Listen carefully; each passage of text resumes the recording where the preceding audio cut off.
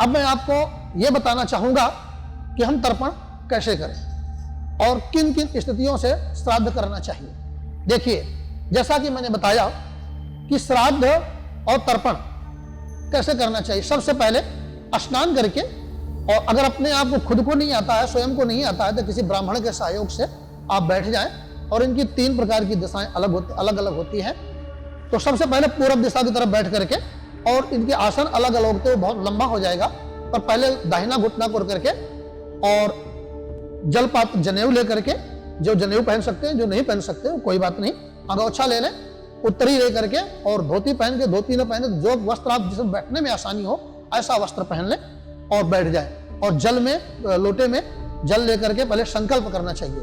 संकल्प का अर्थ है प्रतिज्ञा, अर्थात मैं इस गोत्र में जन्म लेने वाला, ये मैं इन माता पिता के संतान, और मैं अपने पूर्वजों के लिए पितृ ऋण, देव ऋण और मनुष्य ऋण, ऋषि ऋण से मुक्त होने के लिए और उन आत्माओं को तृप्ति के लिए देवर से मनुष्य तर्पण के लिए संकल्प करता हूं। और उसके बाद फिर तर्पण प्रारंभ होता है। तो सबसे पहले जो तर्पण होता है मनुष्य पर्वतास्तर्पणता, अर्थात सबसे पहले नदियों का, पर्वतों का, पृथ्वी का, इस तरह से 10 दिशाओं का, इनका तर्पण होता है।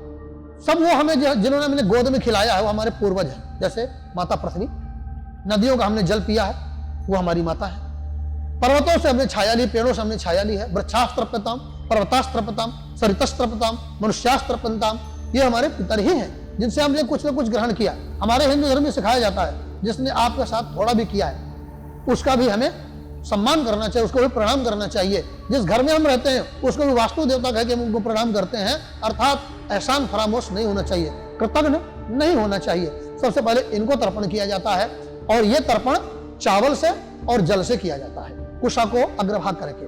उसके बाद जो दूसरा तर्पण होता है वो हमारा ऋषियों का होता है। ऋषियों का भी इसी दिशा में दाहिने पैर का अंगूठा मोड़ करके पूर्व दिशा में ही, और कुशा को अग्रभाग से जल छोड़ते हुए ऋषेस्त्रपताम, बरिचिस्त्रपताम, अत्रिस्त्रपताम, अंगिरास्त्रपताम, इस तरह सप्त ऋषियों का होता है। उसके बाद 4 दिव्य मनुष्य हैं, दिव्य मानव, जिनको सनक, सनंदन, सनत कुमार कहते हैं। वो उत्तर दिशा की तरफ, अर्थात नॉर्थ दिशा की तरफ फालती मार करके, उसमें कोई भी घुटना नहीं मोड़ना है, जनेऊ को अपना उल्टा, जनेऊ को माला की तरह कर लेना है, अंगोछे को ऐसे कर लेना जैसे मैंने डाल रखा है, और जो जल देना है वो इधर से देना है और कुशा के मध्य भाग से, और जौ डालना है जल पात्र में, और जल डाल करके उनको देना। सनकस्त्रपताम 2-2 अंजलि, सनकस्त्रपताम, सनंदनस्त्रपताम, सनातनस्त्रपताम, इसमें 2-2 बार इनको जल देना।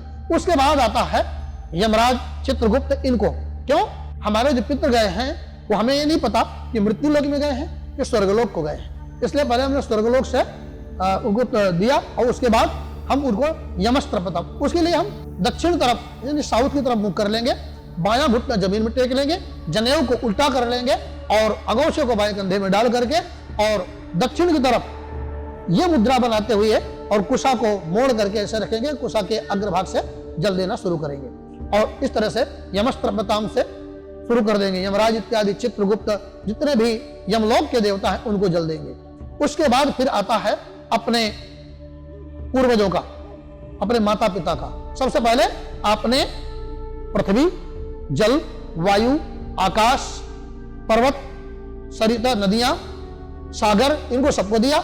उसके बाद आपने ऋषियों को दिया, उसके बाद दिव्य मनुष्यों को दिया, देवताओं को, उसके बाद यमपुरी के देवताओं को दिया। अब आप अपने पितरों में आइए। तो सबसे पहले जो हमें तर्पण दिया जाता है अपने पिता का, दूसरे नंबर में अपने पितामह अर्थात दादा का, तीसरे में प्रपितामह का, और यह सब तिल से दिया जाता है। बाएं घुटने दक्षिण तरफ ही मुख करके बायां घुटना जमीन में टेकेंगे और उल्टा करके जनेऊ को और तर्पण देंगे तिल से, कृष्ण तिल, काले तिल से, और जल डालेंगे।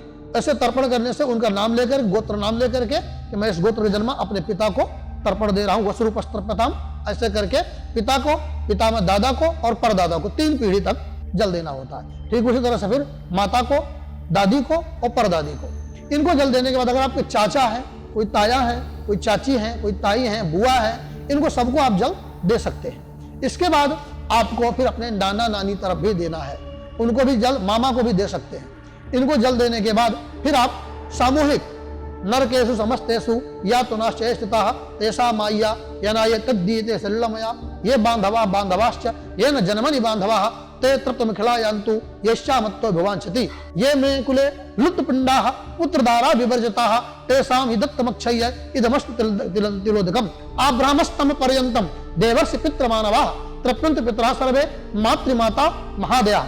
आब्राह्मस्तम पर्यन्तं, जब से ब्रह्मा ने सृष्टि रची आज से लेकर तब तक आब्राह्मस्तम पर्यंत देवर्षि पितृमानवा, मेरे कुल में कोई ऐसा हो गया हो जो देवऋषि हो गया हो, पितृ हो या मानव धर्म में आ गया हो, मानव हो गया हो, तृप्यन्ते पितरः सर्वे, उन सभी पितरों को मैं तृप्त करना चाहता हूं, अर्थात तृप्त हो जाए, खुश हो जाए। तृप्यन्ते पितरः सर्वे मातृमाता महादया, चाहे मेरी माँ हो, चाहे माता हो, चाहे परमाता हो, दोनों पक्षों से मातृमाता महादया। अतीत कुल कोटि नाम, जब से मेरा कुल प्रारंभ हुआ, अतीत कुल कोटि नाम सप्तद्वीप निवास नाम, मेरे कुल का ऐसा व्यक्ति हो जो कोई यहां से अमेरिका चला गया हो, ऑस्ट्रेलिया चला गया हो, कनाडा चला गया हो और उसके संस्कार खत्म हो गया हो, उन्होंने संस्कार की पराकाष्ठा को भुला दिया हो और ऐसे कर श्रद्धा का कर्म न किया हो, उनको भी मेरे द्वारा अतीत कुल कोटि नाम सप्तद्वीप निवास नाम आपरा भुवना लोकात इदमस्तु तिलोदकम, अर्थात इस समस्त भुवन में जहां भी रह रहे हो भूमंडल में, उनको मैं तिलोदक दे रहा हूं। आपरा भुवना लोकात इदमस्तु तिलोदकम।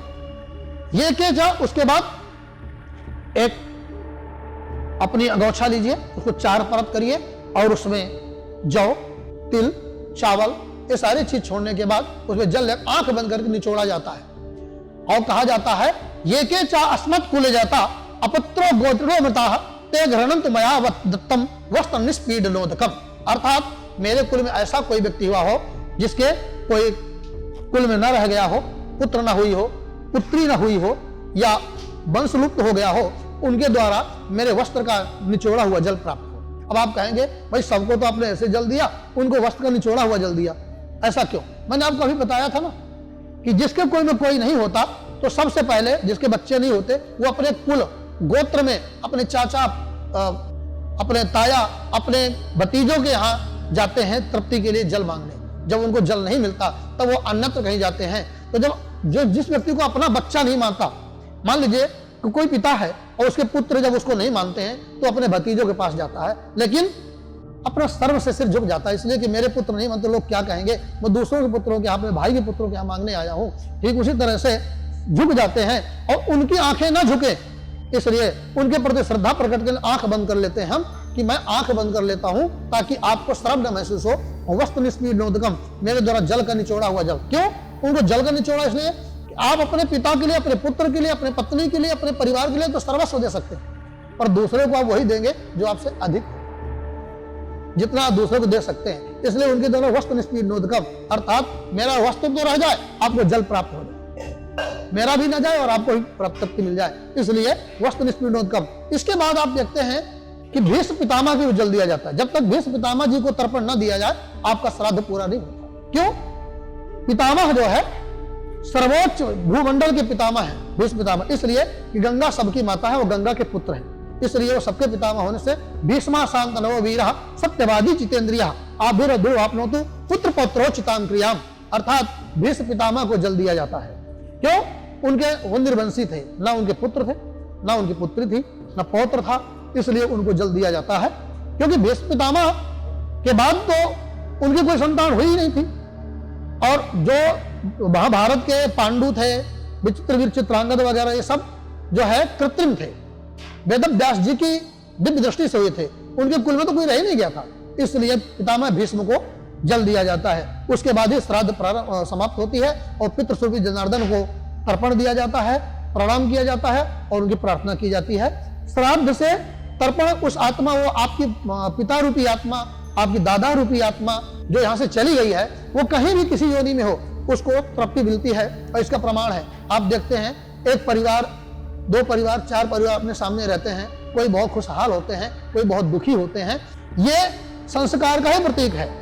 ये प्रमाण मिलता है जिनके बच्चे अच्छे कर्म करते हैं उसको अगले जन्म में भी उन्नति प्राप्त होती है, और जिनके बच्चे बुरे कर्म करते हैं वो दूसरे जन्म के लिए भी दरिद्रता को प्राप्त करते हैं।